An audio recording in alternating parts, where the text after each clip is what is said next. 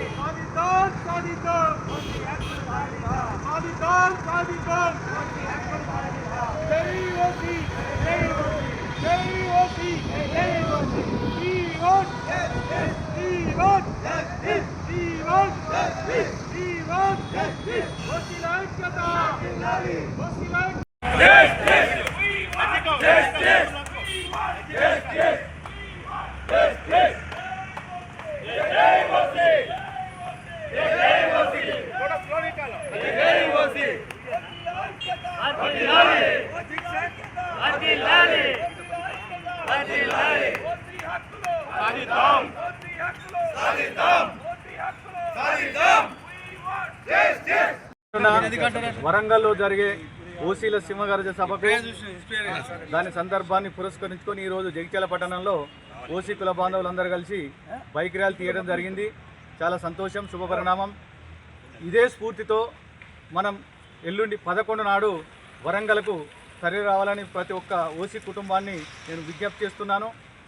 మనం ఓసీలము ఒకప్పుడు ఎలా ఉన్నాము, ఇప్పుడు ఎలా ఉన్నాం, మనం మైనారిటీ వర్గాలు పడిపోతున్నాం. కాబట్టి మనకు కొన్ని డిమాండ్స్ ఉన్నాయి. డిమాండ్ల సాధన కోసం మన రాష్ట్ర అధ్యక్షులు కానీ జాతీయ అధ్యక్షులు కానీ ఈ ఒక కార్యక్రమాన్ని రూపొందించారు. ఈ కార్యక్రమాన్ని మనం వేలాదిగా జగిత్యాల జిల్లాకు తరలి వెళ్ళి విజయవంతం చేద్దామని ఈ సందర్భంగా మీకు అందరికీ విజ్ఞప్తి చేస్తూ ఉన్నాం. మనం ఈడబ్ల్యూఎస్ రిజర్వేషన్ 10% ఉన్నది. కానీ ఈడబ్ల్యూఎస్ సర్టిఫికెట్ జారీలో రెవెన్యూ అధికారులు చాలా నిర్లక్ష్యం చేస్తున్నారు, మనం హేళనగా కూడా చూస్తున్నారు. కాబట్టి దీన్ని తప్పకుండా మనం అడ్డుకోవాల్సిన అవసరం ఉంది. రెవెన్యూ అధికారులను కూర్చోబెట్టి మనం దీని సర్టిఫికెట్లు మనం నిబంధనల ప్రకారం ఉంటే చేయండి, లేదంటే పక్కకు పెట్టండి. కానీ నిబంధనలు మేరకు ఉన్నా కానీ పక్కకు పెడుతున్నారు. కాబట్టి ఇది తగదని మీ రెవెన్యూ అధికారులకు ఈ రకంగా ఈ సందర్భంగా నేను డిమాండ్ చేస్తా ఉన్నాను, హెచ్చరిస్తూ ఉన్నాను. ఓసీలంతా ఐక్యంగా ఉన్నారు.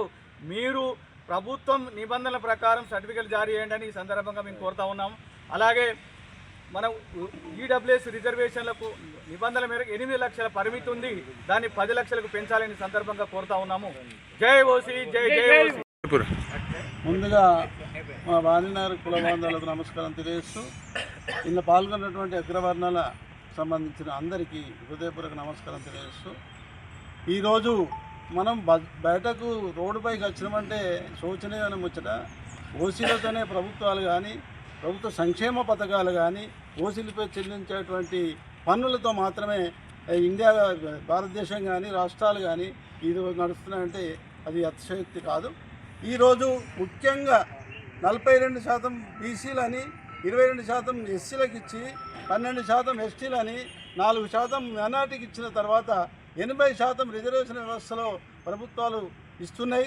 ఇక మిగిలిన 20%లో మళ్ళీ 80% 20%లోకి వస్తున్నారు. కాబట్టి ప్రధానమైన డిమాండ్ ఏంటంటే ఉద్యోగాల్లో కానీ రాజకీయ రంగంలో కానీ విద్యలో కానీ ఈ మూడిట్లో 20%లకు మళ్ళీ అదర్ కాస్ట్ రాకుండా ముఖ్యమైన చట్టాన్ని తీసుకొచ్చినట్టుంటే ఈ ఆశలు మేము కొట్లాడే అవకాశం ఉండదు.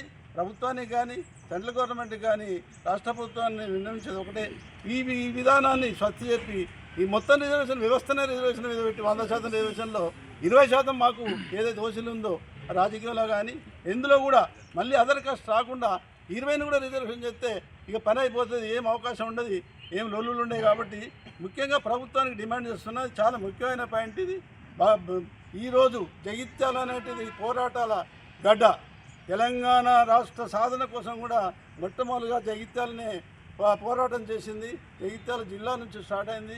ఈరోజు జగిత్యాల జిల్లా నుంచి ఈ ఓసీల ఐక్యత వర్ధిల్లాలనేటువంటి నినాదంతో స్టార్ట్ అయింది. కాబట్టి ఇది మనం జయం ఖచ్చితంగా కలుగుతుంది.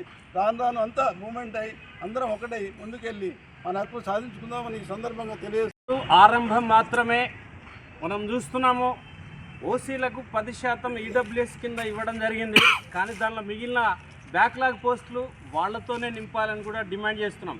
అదేవిధంగా రాష్ట్రంలో కావచ్చు, కేంద్రంలో కావచ్చు, ఓసీలలో ఎవరైతే బలహీనంగా ఉన్నారో అంటే ఈడబ్ల్యూఎస్ కిందకి వస్తున్నారో అదొక కార్పొరేషన్ అనేటువంటిది ఖచ్చితంగా ఏర్పాటు చేయాల్సిందే. అదేవిధంగా టెట్ పరీక్ష అనేటువంటిది టీచర్లకు పెడుతున్నారు.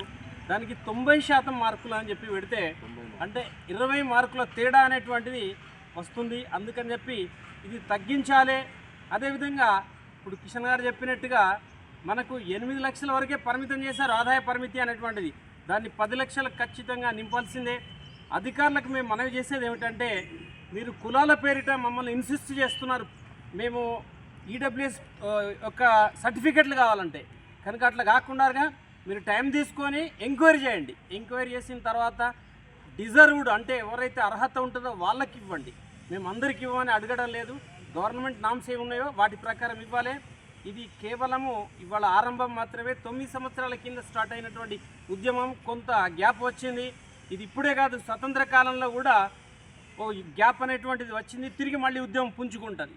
కనుక ఈ డిమాండ్ల సాధన కోసం 11 నాడు వరంగల్లో చలో వరంగల్ ప్రోగ్రాం ఉంది. దానికి ఇవాళ తక్కువ మంది వచ్చినప్పటికీ ఆ రోజు ఎక్కువ మంది ఎట్టు అయినా వాహనాలు తీసుకొనైనా అక్కడికి చేరుకుంటాం. ఖచ్చితంగా దీన్ని విజయవంతం చేయాలని చెప్పి కోరుకుంటూ కోసం మొదలైన ఓసీజేఏసీ అనేది ఇవాళ వేళ్ళూనుకొని మన ఓసీ హక్కుల సాధన కొరకు చలో వరంగల్ ప్రోగ్రాంకి పిలుపునివ్వడం జరిగింది. ఈ నెల 11వ తేదీ నాడు వరంగల్లో జరుగుతున్న ఓసీల సింహగర్జన సభ కోసం ఇవాళ సన్నాహక బైక్ ర్యాలీ నిర్వహించడం, దాంతోపాటు మిగతా జనాలందరినీ రావడానికి పిలుపునివ్వడం జరుగుతోంది. దశాబ్ద కాలం కోసం అని చెప్పని మొదలైన రిజర్వేషన్ వ్యవస్థ దశాబ్దాలు దాటుతున్నా కూడా ఇంకా అసలు మారడం లేదు. కేవలం రాజకీయ లబ్ధి కోసం మాత్రమే, ఓట్ బ్యాంక్ రాజకీయాల కోసం మాత్రమే ఈ రిజర్వేషన్లను అన్నిటిని పెంచుతూ ఈ ఓసీలను అనగదొక్కుతూనే ఉన్నారు. దీన్ని ఇప్పుడు మనం ప్రశ్నించకపోతే భవిష్యత్ తరాలకు మాత్రం అన్యాయం చేసిన వాళ్ళం అవుతాం. ఇప్పుడు దీన్ని బరాబర్ ప్రశ్నించాలి. ఈ టెట్ విషయంలో కానీ, ఈడబ్ల్యూఎస్ విషయంలో కానీ, వేట్లో మన ఓసీల హక్కులను సాధించుకోవడానికి మాత్రం ప్రతి ఒక్క ఓసీ బంధువులు ఈ నెల 11న జరగనున్న చలో వరంగల్ ప్రోగ్రాంకి వచ్చి హాజరై మీరు భవిష్యత్ తరాలకు న్యాయం చేసిన వాళ్ళు కావాలని చెప్పని ప్రతి ఒక్కరిని వినయంగా కోరుతున్నాం. చాలా మంది వచ్చారు. ఇవాళ ఇక్కడ విజయవంతం అయింది. మన మాంకాల్ రాజన్న ఇప్పుడు గత వారం రోజుల నుంచి వీళ్ళందరినీ గ్యాదరింగ్ చేస్తున్నారు. మహిళలు కూడా ప్రతి గ్రామం నుండి రావాలని ప్రతి ఒక్కరికి అక్కయ్యలందరూ ఈ రోజు ఉన్న జనరేషన్ గురించి కాదు, మన పిల్లల ఫ్యూచర్ గురించి. ఇప్పుడు రాజకీయంలో చూసుకున్నా, గవర్నమెంట్ జాబ్స్ గురించి చూసుకున్నా కూడా ఫ్యూచర్లో మన పిల్లలకు అనేది ఇక్కడ కూడా భవిష్యత్తు కనిపిస్తుంది. కాబట్టి మీరు ప్రతి గ్రామం నుండి మన 11వ తేదీ నాడు చలో వరంగల్ ప్రోగ్రాం మహిళలందరూ పెద్ద ఎత్తున తగ్గ కావాలి. మనం అందరం ఒక 2 బస్సులు తీసుకొని వెళ్దామని ప్రతి ఒక్కరికి మనం చేస్తున్నాం. సింహగర్జన కోసం ఈరోజు బైక్ ర్యాలీ తీయడం, దానికి మద్దతుగా మా జగిత్యాల జిల్లాలో పెద్ద ఎత్తున ఓసీ వర్గాలందరూ కూడా మద్దతుగా ఇలా ర్యాలీ తీసి మద్దతు చేయడం అనేది మనం ఈరోజు ఈ 11న జరిగే సింహగర్జన కోసం మద్దతు తెలపడం, ఈరోజు వచ్చిన అందరికీ కూడా నా హృదయపూర్వక ధన్యవాదాలు తెలియజేస్తూ, అలాగే దేశంలో కానీ రాష్ట్ర ప్రభుత్వంలో కానీ అనేక నిబంధనలు పెడతారు. ఎందుకు అనంటే అవి అన్యాక్రాంతం కావద్దనే ఉద్దేశంతో అలాంటి నిబంధనలు పెడతారు. ఈడబ్ల్యూఎస్ రిజర్వేషన్లో 8 లక్షల ఆదాయం ఉన్నా పర్వాలేదు అని ఇచ్చినప్పుడు 100 గజాల ఇల్లే ఉండాలని ఒక కొర్రి పెట్టిండు. 100 గజాల ఇల్లు ఎవరు కట్టుకుంటారండి? చిన్న స్థాయిలో కూడా 100 గజాలు, డబల్ బెడ్రూమ్ పొజిషన్ కూడా 100 గజాలు ఉంటుంది. ఆ నిబంధనల పేరుతోటి రెవెన్యూ ఆఫీసర్లు, కలెక్టర్లు కానీ ఆ నిబంధనల పేరుతోటి మాకు ఈడబ్ల్యూఎస్ అందకుండా చేస్తున్నారు. అలాగే ఎస్సీలకు, ఎస్టీలకు, బీసీలకు అందరికీ కమిషన్ ఉంటుంది. మరి ఓసీలు ఏం పాపం చేసిరు? ఓసీలు ఓట్లు వేస్తలేరా? ఓసీలు ట్యాక్సీలు కడతలేరా? కేంద్ర గవర్నమెంట్ 10 లక్షల ఆదాయం వరకు ఐటీ కట్టొచ్చని చెప్పింది. మా కోసం ఈ కొర్రీలు పెట్టడం ఎందుకు? 8 లక్షల ఆదాయం అని దాన్ని కూడా మార్చాలి. అలాగే మాకు చట్టబద్ధత కాకపోతే మరి మాది మేమే పరిపాలించుకునే విధానం తీసుకురావడం జరుగుతుంది.